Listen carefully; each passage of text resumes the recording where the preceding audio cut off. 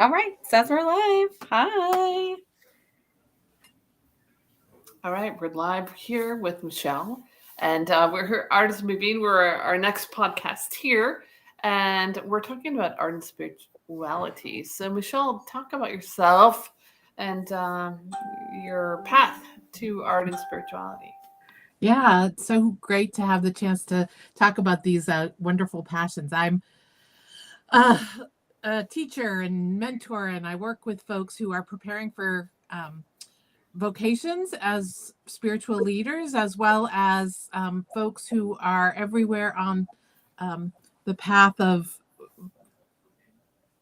curiosity about the things that are going on the internal life and justice out making out in the world. And it's been interesting to in the last couple of years notice where it is that this sense of art as a piece of who I am has been really deeply rooted. And I think that's maybe the central core of thinking about art and spirituality, that it's something that doesn't always have a direct line or definition or name, but that there's something really inherent in each of us where creativity plays a part in how it is that we express ourselves in the world, how we make meaning. And in most definitions, that's where spirituality is. So most recently, I've been aligned with an organization called the Jewish Studio Project, which facilitates a very specific process that draws from art therapy and religious tradition that brings folks together, looking at creativity as a spiritual practice and as a way of building community across differences, across perspectives, and finds ways to make meaning using all of those arts therapy and arts therapy adjacent tools that give us opportunities to use materials to reflect on life and what we're here to do. Yeah, so we're kind of diving into how art and spirituality intersect. And so tell me if there is a difference between just having a daily art practice and then using art as a spiritual practice, even on a daily basis, weekly basis. Is there a difference? Dive into Yeah, that a little. what a wonderful core consideration. I think it depends on how it is that anyone might seek to approach it. I think of art as a wonderful spiritual practice. It draws from a multitude of traditions when we think about why are we here? We're created to create, and that's a wonderful way of experiencing solitude. It's a wonderful way of experiencing community. It's a wonderful way of connecting with something larger that we might not understand, and something that helps us to connect with the inner wisdom that we have. So I suppose my answer would be both and. Art and spirituality have deep connections, and it's a matter of perspective on how one might engage. I think that creativity as a spiritual practice could take many forms. And taking an art break is, I suppose, in a teeny tiny way, a prayer practice for me. And at the start of the pandemic, it got real focused real quickly as I was experiencing all kinds of overwhelm, thinking, okay, if I just move all the books and chaos away, well, most of it, and just have my little teeny tiny palette of watercolors here, I can take a pause and doodle or make marks on a page, and it helps me to regulate, but it also helps me to think better and show up a little more present, be a little more present to what it is that I'm showing up for, which has been a lot of Zoom over the last 2 years, right? Of course. So that's amazing. So you basically during COVID times, like knew that you had to go to your art, Oh, like you yeah. had to pick up the. And can you share with people how you went that direction, but also how they can go that direction? Because that's profound. Yeah, I think there's so many, art intersects with my life in a multitude of ways. Every day, my spouse will sing a song to me and I sing back. And Wow. religious traditionalists might find that to be a very, common call and response prayer practice. Mhm. There are other ways in my Jewish studio process work. We do text study along with setting intentions and doing witness writing and reflection. Wow. For me, being aware of the need for something that would be self-calming in particular, just started with all of my little 1-inch squares right here at Wow. my desk, Wow. and um, having some place to put some focus. And so I have frequently found over the past 2 years that inviting folks into really simple bite-size art experiences, like doodling on a 1-inch square, which isn't very intimidating, or writing a haiku. Mhm. I Mhm. had learned many years ago about haiku as a way to cope with grief, and just Mm. the thousands of cocktail napkins I would just put those little syllables down just to get it out of my head and onto a page somewhere. Mhm. I think those are some really great, simple entry points that can happen anytime during the day and don't have to require all the big supplies or the fancy That's right. materials, though fancy materials are great. They are. So, it's interesting that you said that you used it as a way to focus. And I think a lot of people wouldn't necessarily think of art and focusing in the same realm, or anything like that. So, tell us a little bit more about that, how you use art to focus and what you mean by that. I think having materials in my hand, whether it's a pen or ink or crayon or whatever, Mhm. and putting it on a piece of paper or cocktail napkin or edge of the Mhm. notebook is a way for my eyes to focus, for my attention to be drawn someplace beyond the 1,000 different screens I might be clicking on at any given time, which I think is a very dangerous place for myself. I can doom scroll with the best of them. But if Yeah. I've got like 1 inch that I can put my eyes and hands toward, that's really helpful for me when it comes to focus. Um, I also, have no problem with the big ol' anything and the broad strokes and the big gestures. But for focus, I think of the tiny. The tiny has really been effective for me, from haiku to the inchies to the uh, edge of the page scrawling, which I never would have thought in elementary school was a useful tool, but actually it's something that became part of life, part of, um, I'm sure teachers finding it to be fidgeting and distracting, but we know better now that it actually is something that's really good for our mind and for our whole system of neurological centering. Wow. Yeah, I think you're tapping into so much. Maybe map out like that whole process. Like, how can someone tap into their spirituality and like just doodle or whatever? You know what I mean? One of the ways that my beloved mentor Pat Allen and Oh my Rabbi Adina Allen would talk about it is really setting that intention, going into a moment with even the lightest presence of mind to say, I'm here to um, I'm here to experience calm. I'm here to get out of my own way. I'm here God. to, in this moment, connect more authentically with the folks I'm in conversation with. Whatever that intention is, to find a way to set it, Mhm. take a breath, pause, and then enter into whatever the dialogue might be. Maybe it's the dialogue of a creative conversation, like with y'all, or Yeah. it's the opportunity to go into a meeting where we've got a rigorous agenda where we're going to talk about XYZ topics, or it's going to just be, okay, we're going to have a time where we're setting all of that aside and we're going to Mhm. regroup as a community and do some breathing and creating together. And having that sort of second step, taking those materials, having a little chance to doodle or get out of our own way. And then I think the thing that becomes kind of a more fulfilling or more rounded out prayer practice or spiritual practice is doing that reflective piece.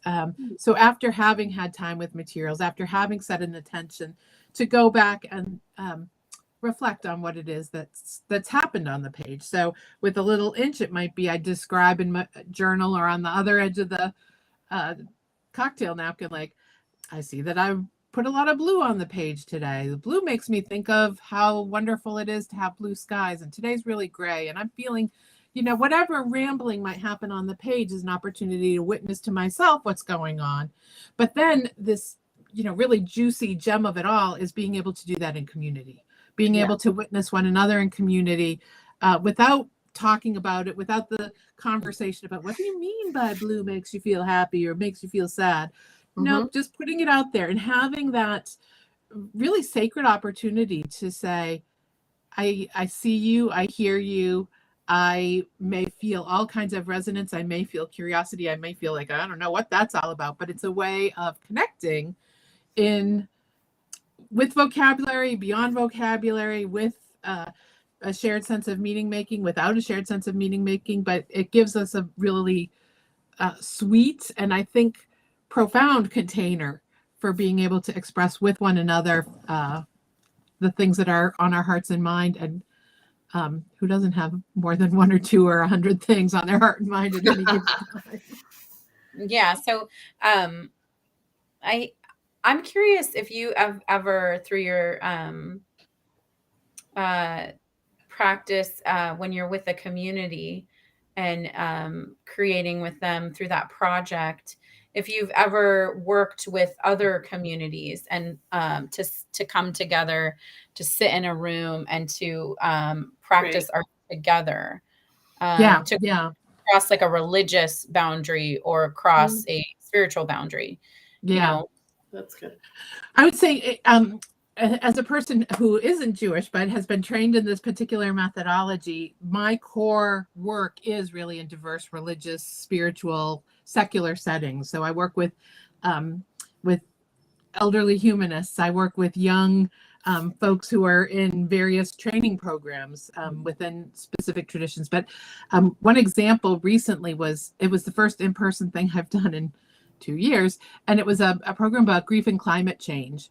And so folks from a variety of experiences and walks of life, and oh my gosh, all the things that we know and the things we don't know. And it was a group of young folks. We used this kind of methodology to express on the page those things that maybe a teen group isn't going to talk about, from the get-go. But it gives us a way into a bigger conversation. So whatever your background, tradition, there are ways that art helps transcend that, helps to give us a bigger way of understanding what's within and what's beyond. My own personal life, I come from New England, which is in one way where geographically we might find ourselves. So a big part of my spiritual life is reflected in the Transcendentalists. I lived in Concord, right down the street from Waldo Pond, and oh my gosh, that's a whole other story. But Ralph Waldo Emerson would talk about the arts as a spiritual practice. I love and it. When I learned that, it made so much sense to me, because I wouldn't think of myself as somebody who would pray or even go to worship or participate in those things that are holy and set in some particular ways. And at the same time, thinking about walking around Walden Pond and singing songs and telling stories, like, oh, that resonates with me. Having conversation, he would talk about that as a spiritual practice. Journaling, poetry, using the arts in any way. He described this as a way of knowing oneself through oneself. That's a rough paraphrase, but I hold that as a real core personal theological belief that underscores how I understand and want to be part of communities where creativity, getting us to think more broadly, to find new vocabularies for connection, for finding places to express the overwhelming grief of being on this planet at this time, to experience the joy of being able to meet people in other places and other cultures who have other perspectives that we can learn and grow from. All of that really meets my transcendentalist theological frame, but I think also is reflected in a lot of places and tradition and cultures near and far. Yeah. I love this idea of everybody sort of finding their art break, right? Their own personal art break. I'm on a mission to get everybody to discover their own personal art break. Um, and then coming into a community and then creating art together, because they do the same thing and then they do a different thing at the same time. And so just I'm imagining this world where both of those things were happening for everyone, and how wonderful that would be, because you're reflecting on these community, especially right now after 2 years of really not being together in person as a community. Of course, some amazing things were happening online, but just to come back in person and to remember what it meant to create something together and what that does to the individual as well as the community at the same time. It's such a powerful tool to use. Art is such a powerful tool to get people to open their vocabulary, as you say, right? Even without necessarily knowing that they're doing that. And to also tell their story to themselves while also telling their story to the community. It's so great. So my question for you is, what if there's someone out there listening right now that's like, I want to do that. I want to make my community more connected through art, but like, what are how do you make that happen? What are the things what do you need to do to make that happen? I think of, it was a few years ago when I learned about you all on the Art Break Day, and I brought a bin of crayons and colored pencils and paper to a local bar.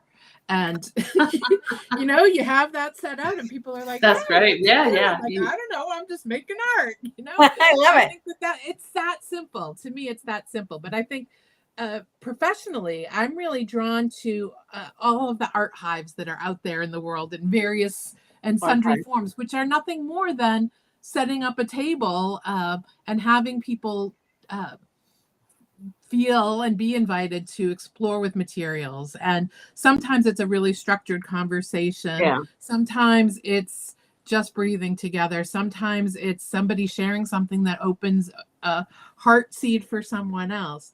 That all of those things that bring us together, explore the places of expression. And I think, like you just said, Lauren, that sharing our stories is the most sacred task there can be, and how it builds empathy and helps us to limit some of these divisions that are so much a part of our social fabric. And to see really that we're much more woven, much more closely than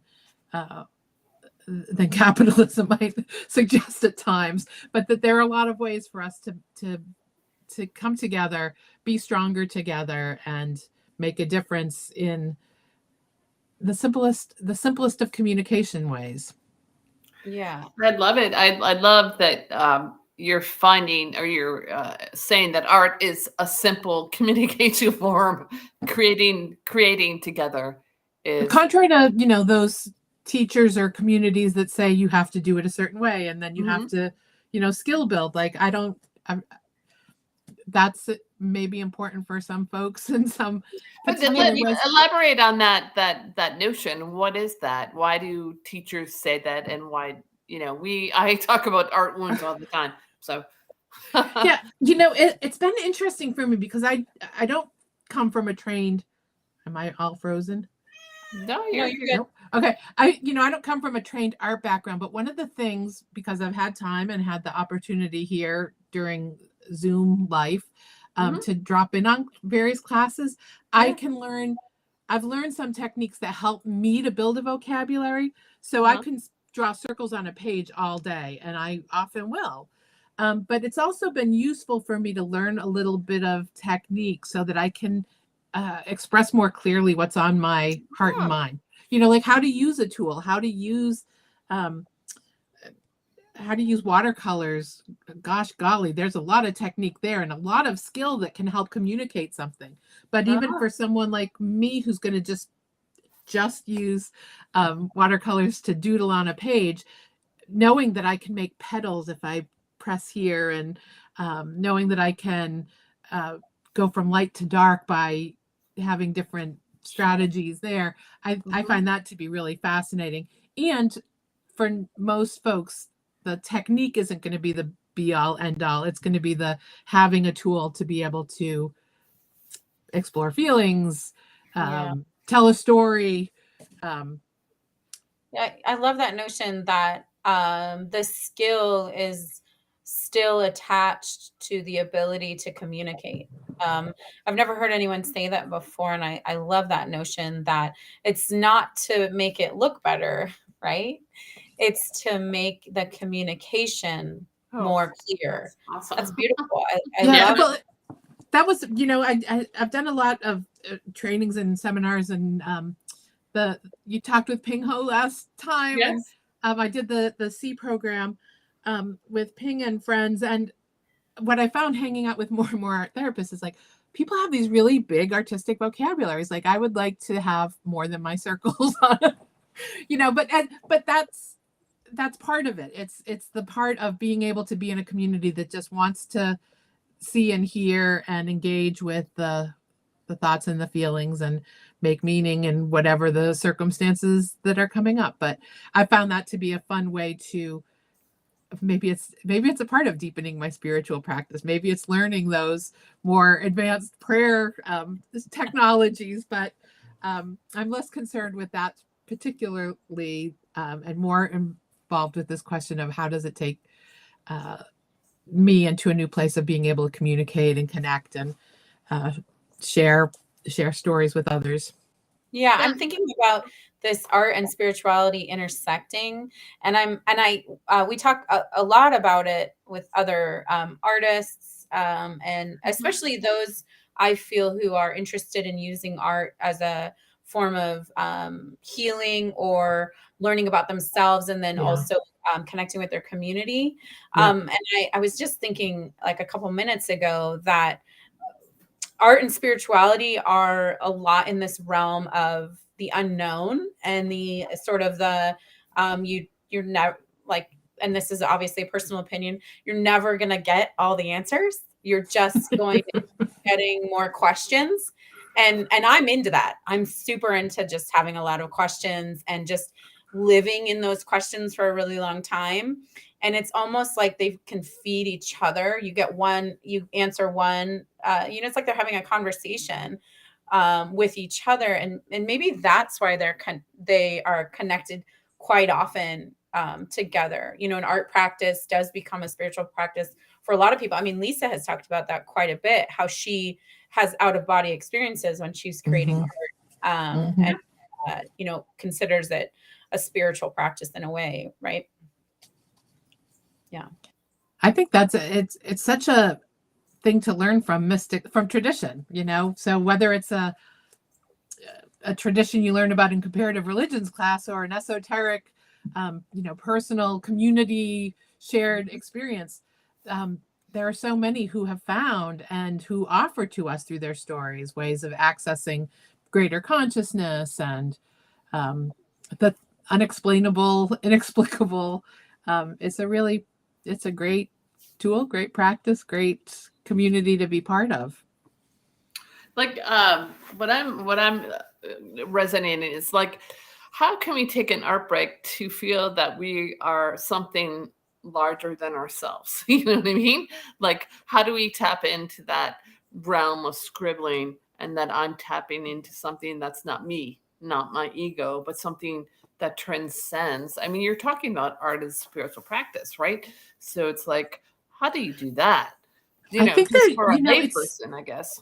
I mean, it really is an interesting thing, but some of the core components, I think, are what y'all are doing with the Outbreak movement. It's, connecting with other people. It's giving yourself, I might do something for 1 minute, but, as a quick reflective moment, but there are others that might do a whole rosary or a whole prayer cycle of some sort that takes Right. time. And so you get a different experience when you're doing it solitary, when you're doing it in community, when you're doing something that's quick and centering, or when you're having maybe a more fulsome 4-hour, immersion into a practice or a technique, or making a mural over the course of a summer with a whole community.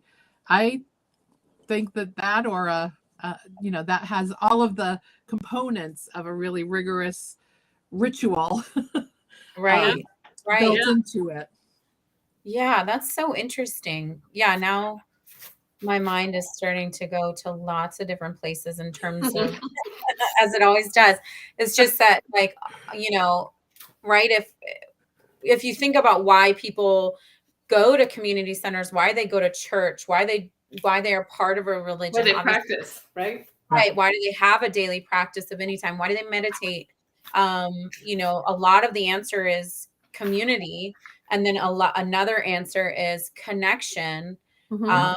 And some people are searching for answers Yep. to a lot of their questions. And I'm just Mhm. thinking, like, yeah, that's art right there. That's art. That is, yeah. I mean, and so of course they intersect quite a bit, and of course they can help each other. I that's yeah, awesome. Well, I know. I'm like, And you're like, yeah. As mentioned, we have a lot we could talk about here, but it's super fun to think about, those things that are we talk about sort of one direction, between myself and whatever is higher, and those things that are among and between, and then all of those places that we're connecting. The art and spirituality metaphors are many. yeah. Worth considering. I was reading something from Greg Braden. I don't know if the guy is a philosopher, but it was like he said the way to get to the heart is like breathe, listen. I'm just making this up because I lost it. Like breathe, listen, and then I was thinking create, and then reflect, and then kind of realize what you're doing. It's just like, yeah, that makes sense. Yeah. I love that. I love that. Wow. Okay. Well, thank you, Michelle. It's been so great to talk to you about a whole bunch of stuff in a really short amount of time. And I'm sure that we will connect with you again in the future and talk some more. And That sounds great. I'm going to add one thing. How do you, like people think about spirituality or religion or art? How can you like make them not think it's like a taboo? You know what I mean? It's like, just do it, take an art break. And does that make sense? You know what I mean? If we're talking about spirituality, people would be like, no, I don't want to do spirituality or religion. Yeah. I'm this, or you know what I mean? Art, I'm that. It's like, I think there's a really wonderful, and part of the metaphorical thinking and sort of my professional training and background, like it's meeting people where they're at with all of these things. And so if your vocabulary is about connection and creativity, I want to be multilingual enough to be able to meet that language. And if you want to talk about a theology of despair, I also can. If I don't have the vocabulary, I might be able to refer you to another colleague who does. But I think that's a really important piece of this, that there are all of these things that we don't have words to describe or fully formed thoughts about. But once we're in conversation, it does seem that folks have things that are really core values, core things that are super important, and being able to listen and reflect and bear witness, even if it's not on my path or not something that I can wholly understand, that process of from the beautiful tools of art therapy to bear witness there's religious practice too. Yeah, that's interesting. I like that. Yeah. I mean, I think we could keep talking, but we're not going to do that right now. What fun. Thank you so much for inviting me into conversation. I hope that we will do it again. I'm sure we will.